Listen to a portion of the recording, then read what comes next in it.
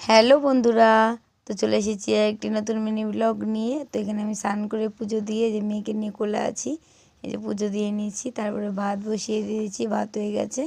তারপরে ভাত নামিয়ে যে আলু ফুলকপিগুলোকে ভালো করে ভেজে নিচ্ছি। আলু ফুলকপির তরকারি করব। এই যে আলু ফুলকপিগুলোকে ভালো করে মশলা দিয়ে কষিয়ে নিচ্ছি। না কষালে না কেমন যেন কাঁচা কাঁচা একটু গন্ধ করে, তার জন্য ভালো করে ভেজে নিলাম।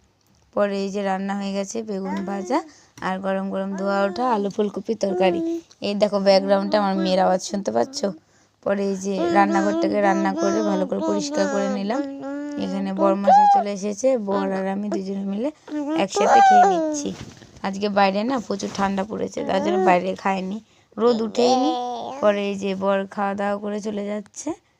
তো আজকের জন্য এটুকুই। প্লিজ বন্ধুরা আমাদের ভিডিওটিকে লাইক, শেয়ার, সাবস্ক্রাইব, কমেন্ট করো। প্লিজ বন্ধুরা আমাদের ভিডিওটিকে ফলো করো। তো আজকের জন্য এটুকুই, টাটা, বাই বাই।